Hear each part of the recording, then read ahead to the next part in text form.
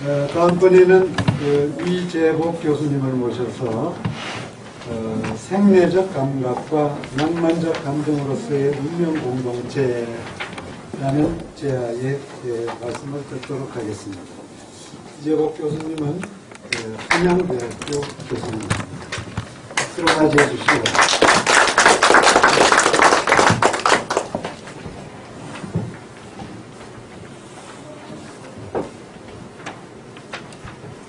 네, 방금 소개받은 문학평론가 이재복입니다. 제가 이 페이퍼를 작성을 해가지고 왔지만 오늘은 시를 중심으로 간단하게 말씀을 드리겠습니다. 제가 오늘 발표하고자 하는 주제는 생내적 감각과 낭만적 감정으로서의 운명 공동체라고 하는 주제고요. 이런 주제를 통해서 제가 이야기하려고 하는 것은 조병화 시에 나타난 국가와 민족의 의미입니다. 그래서 거기 페이퍼를 보시면 일시적 토대로서의 내셔널리즘, 이것은 일반론적인 이야기입니다. 그러니까 조병화 시의 국가와 민족에 대한 그런 의미들이 강하게 투영되어 있는데, 그 투영되어 있는 것이 중요한 것이 아니라 그것이 어떻게 시적으로 형상화되어 있느냐, 이게 사실은 중요한 거거든요. 그래서 저는 두 가지로 그것을 보았는데요. 첫째가 호흡과 숨의 공동 운명체, 그러니까 호흡과 숨이라고 하는 감각을 통해서 국가와 어떤 민족에 대한 그런 공동 운명체를 시인이 이야기하고 있고요. 그 다음에 이제 두 번째는 감각을 넘어선 마음과 감정을 통해서 그 국가와 민족에 대한 이야기를 하고 있다. 이것이 제가 오늘 말씀드리는 그 취지라고 할 수 있습니다. 그래서 시를 중심으로 이야기를 하겠습니다. 거기 13페이지를 한번 보실까요? 거기 중간에 그 3.1절 1990년이라는 시가 있죠? 그 시를 한번 보겠습니다. 어디선지 몽우리진 진달래가 와와 터지는 소리들이 들린다. 방방곡곡 꽁꽁 얼어붙었던 몽우리들이 일제히 와와와 터져 오르는 소리가 들린다. 이제부터 확 열릴 봄의 열기. 어디선지 결애들의 냄새가 풍겨온다. 라고 시인이 고백을 합니다. 이 시를 통해서 우리가 잘 알 수 있듯이 결애들의 냄새는 몽우리진 진달래와 그것이 터져 나오는 소리가 전제되어서 발생한 하나의 사건이라고 할 수 있습니다. 이때 몽우리진 진달래는 시각으로 볼 수도 있고 터져 오르는 소리는 청각과 촉각으로도 볼 수 있습니다. 이렇게 결애들의 냄새는 시각, 청각, 촉각, 후각이 어우러져서 이루어지는 감각적인 사건이 됩니다. 조병화는 3.1절을 개념이나 관념적으로 설명하지 않고 감각적으로 드러내 보임으로써 우리로 하여금 그날의 현장을 생생하게 환기받도록 하고 있습니다. 우리에게 3.1절은 역사의 한 페이지로 존재하는 과거의 사건이지만 그것을 감각적으로 들추어냄으로써 그것이 과거에 유폐된 사건이 아니라 지금 여기에서 끊임없이 발생하고 있는 현재 진행형인 사건으로 만들어 놓았다는 것은 국가와 민족에 대한 의미를 새롭게 환기하고 있다는 점에서 주목에 값한다고 할 수가 있습니다. 국가와 민족에 대한 어떤 이야기를 하는데 그것을 관념적으로 개념적으로 하는 것이 아니라 이렇게 감각적으로 하고 있다. 이 점을 주목해 주시기 바랍니다. 같은 맥락에서 다음 장 한번 그 시를 보실까요? 나 살고 있는 땅에게라고 하는 시입니다.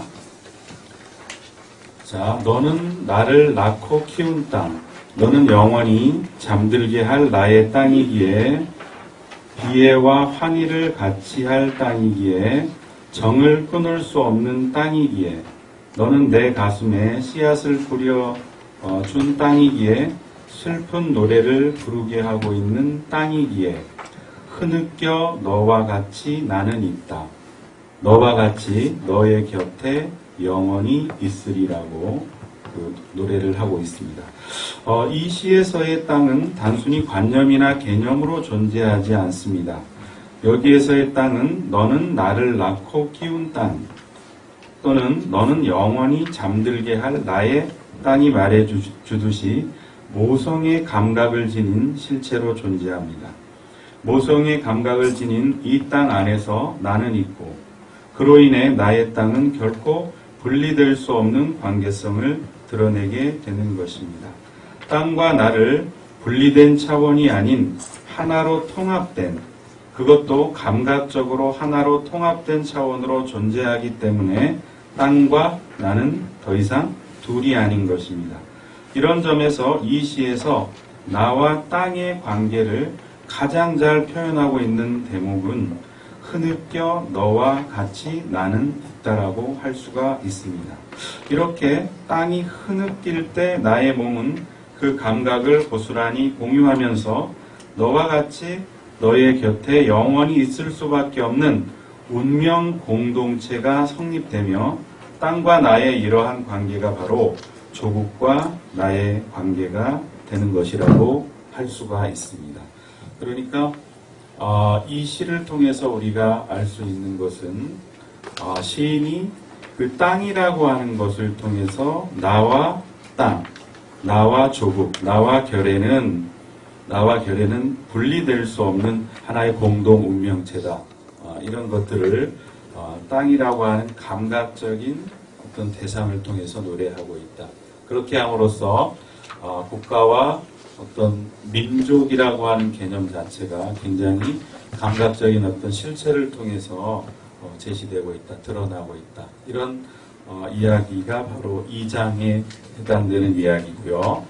그 다음에 이제 3장의 이야기는 그러나 단순한 어떤 감각만으로 나라와 국가와 어떤 민족을 이야기하지 않고 한 걸음 더 나가서 어떤 감정의 차원으로 그것을 이제 치환시키고 있다라고 하는 점입니다.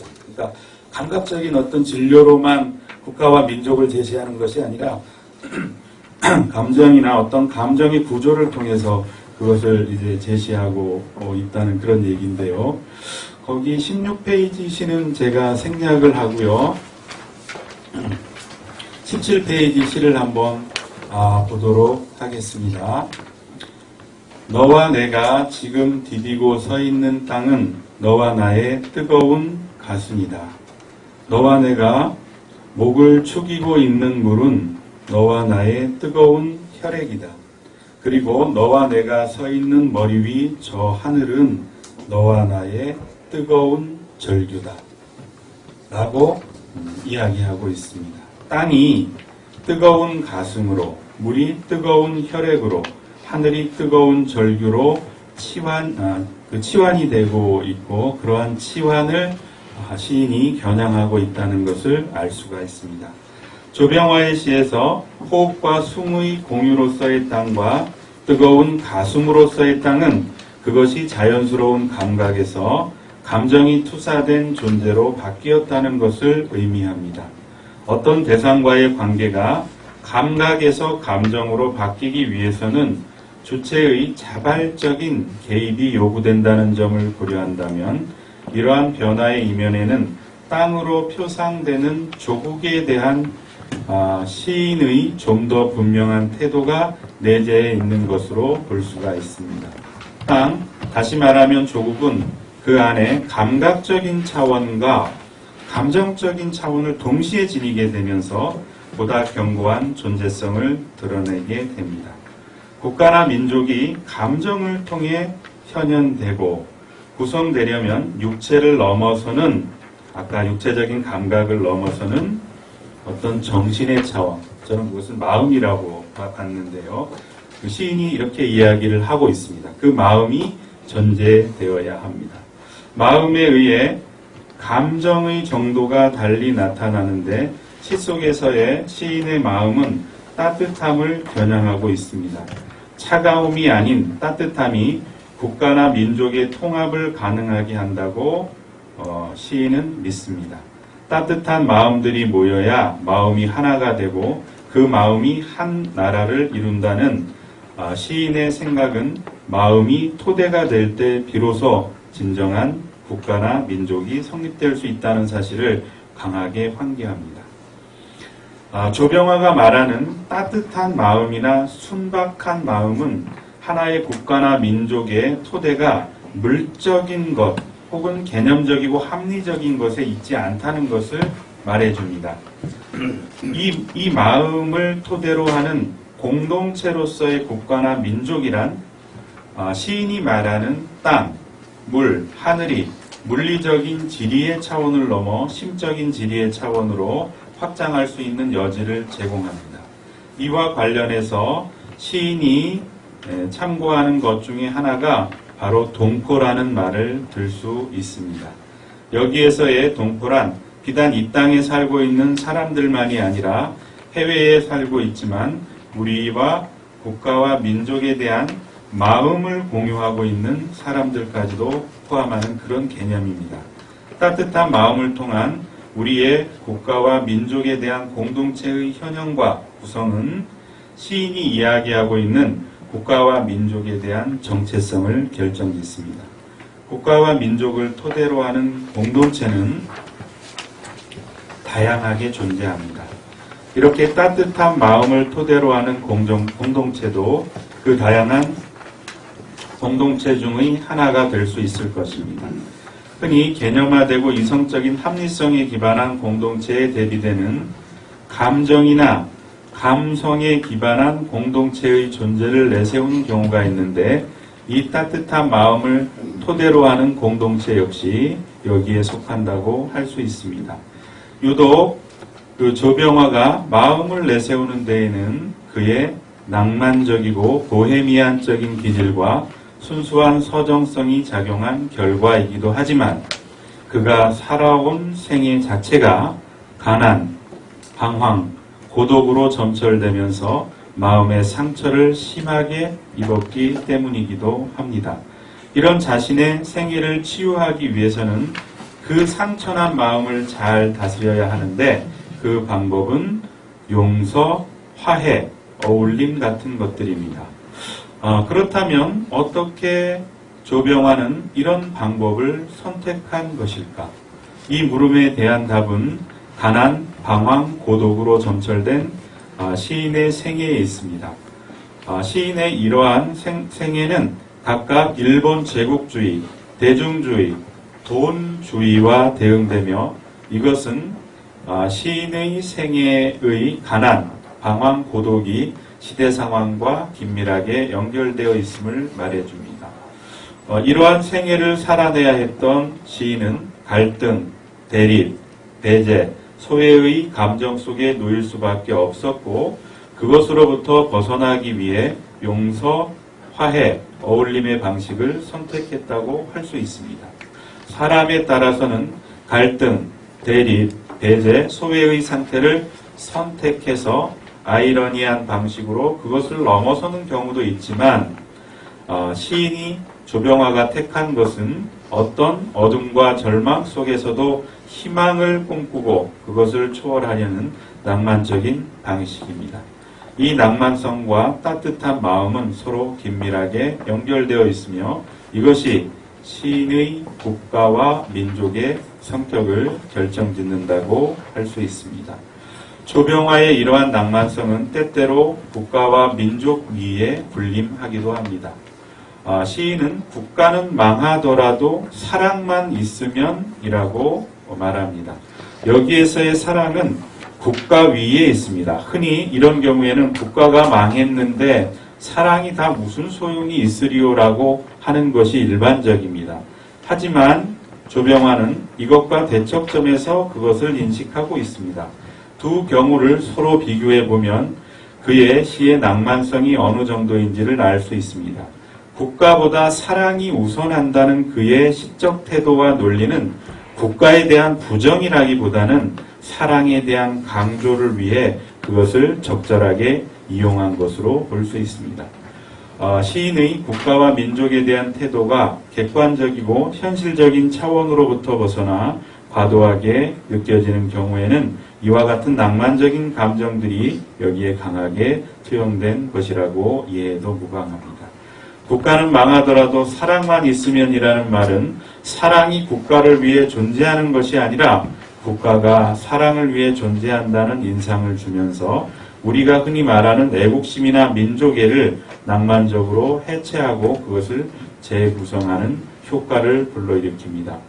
국가와 민족에 대한 시인의 낭만적인 태도는 어두운 밤에도 별은 떠서라고 하는 서사시의 형식을 취하고 있는 시집 속에서도 잘 드러나 있습니다. 이 시집은 고려의 장수인 강감찬에 대한 일대기를 그리고 있는데 그 시적 태도가 굉장히 낭만적입니다. 시적 대상인 강감찬에 대해 시인이 초점을 맞추고 있는 것은 그가 처한 현실의 리얼한 모습이라기보다는 영웅으로서의 면모와 그것에 대한 시인의 경배와 찬양입니다.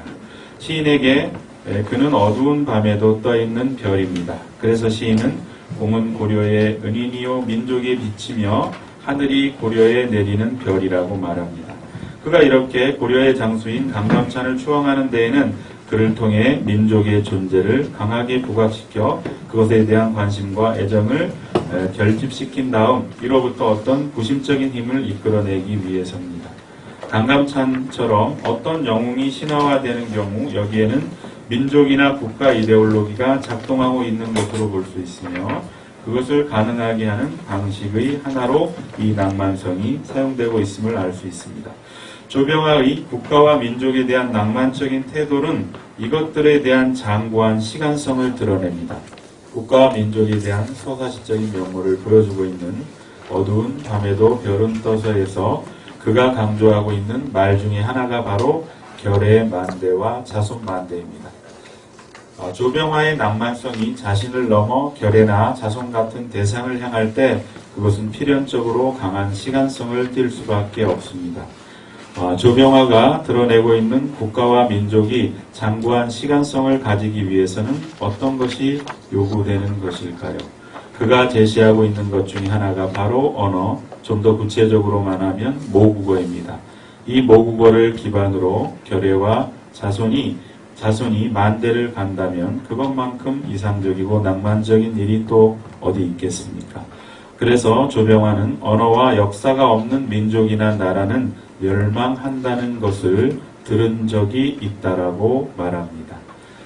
조병화의 이 말은 민족이나 나라의 토대가 언어에 있음을 강조한 것으로 볼 수 있습니다. 이런 점에서 조병화는 신은 모국어에 꽂히며 그 모국어 영역에 뿌려진 내 언어에 대해 감개무량해 합니다.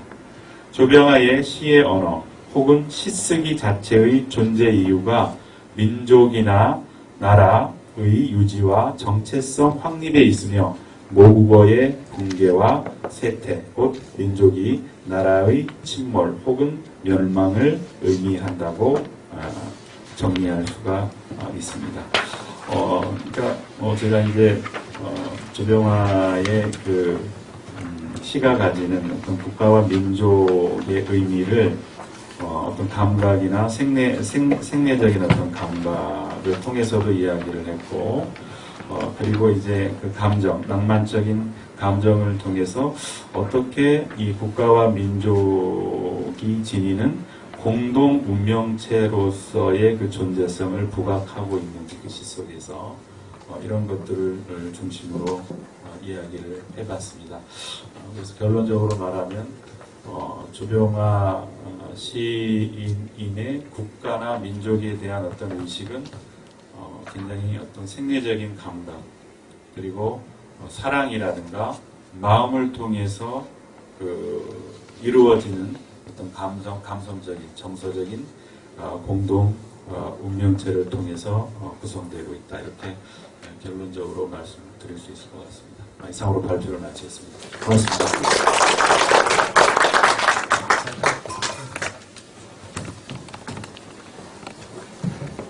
네, 질문 있으신 분 질문해 주시고.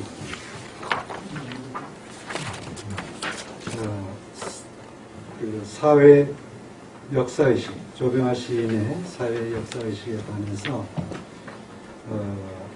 아주 일목요연하게 감각과 감정 그리고 낭만성을 통해서 쉽게 정확하게 좀 설명을 해 주셨습니다. 질문 있으시면 하시죠.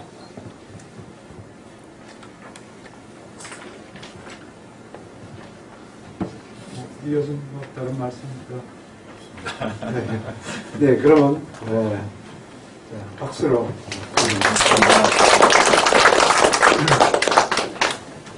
이어서 다시 시 낭송 차례입니다. 이번에는 그 시인 최인석 선생님께서 늘 혹은 때때로라는 시를 낭송해 주시겠습니다. 박수로 맞이해 주시기 바랍니다.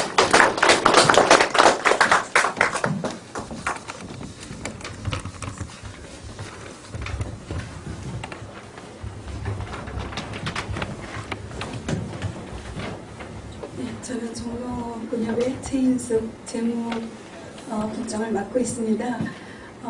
우리 종로구 안에서 이렇게 이루어지는 문학 행사 정말 저희는 되게 관심 있고요. 항상 참여하고 싶습니다. 그래서 오늘 함께해서 너무 즐겁습니다. 낭송하겠습니다.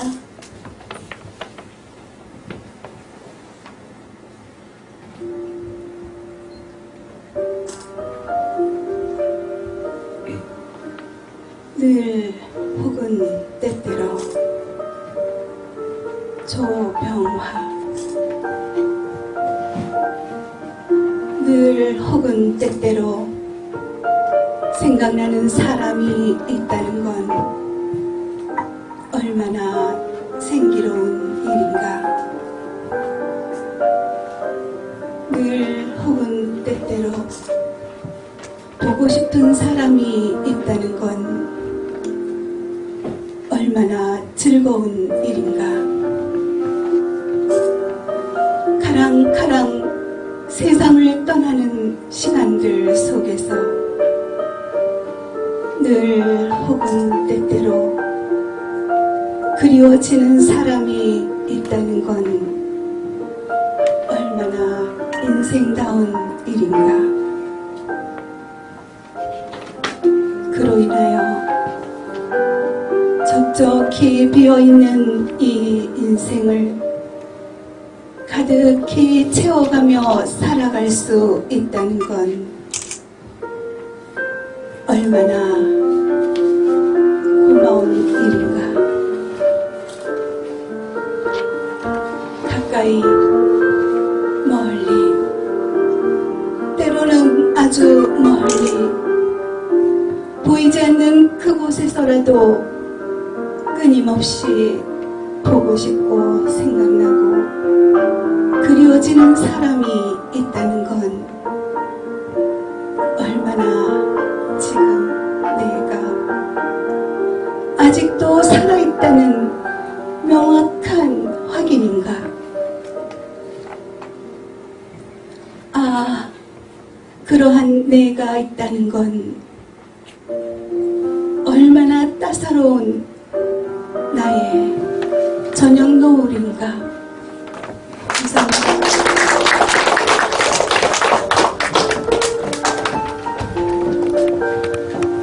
다음은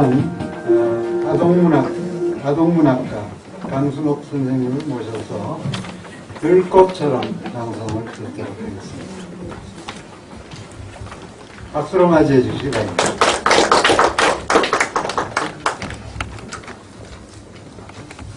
안녕하세요. 강순옥입니다. 들꽃처럼 조병화 길을 걸으며 무심코 지나치는 들꽃처럼 삼삼이 살아갈 수는 없을까? 너와 내가 서로 같이 사랑하던 날들도 미워하던 날들도 작게 피어난 들꽃처럼 지나가는 바람에 산들산들 삼삼이 흔들릴 수는 없을까? 눈에 보이는 거 지나가면 그뿐. 정들었던 사람아, 헤어짐을 아파하지 말자. 들꽃처럼 실로 들꽃처럼 지나가는 바람에 산들산들 아무것도 없었던 것처럼 삼삼이, 그저 삼삼이.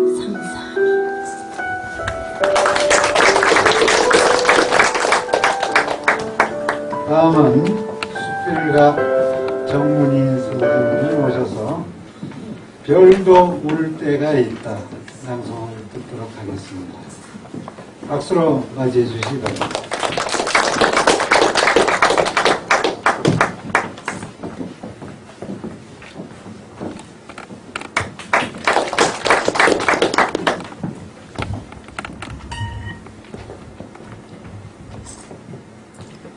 별도 울 때가 있다. 조병화. 한참 별들을 보고 있노라니 눈물을 흘리고 있는 별이 있었습니다. 별도 우는가 하고 생각이 들자 너무 멀리 오래 떨어져 있어서 서로 만날 수 없는 가망 없는 먼 하늘에 있어서 별의 눈물을 보는 것은 스스로의 눈물을 보는 것이려니 밤이 깊을수록 정막이 깊을수록 눈물을 보이는 별이 있었습니다.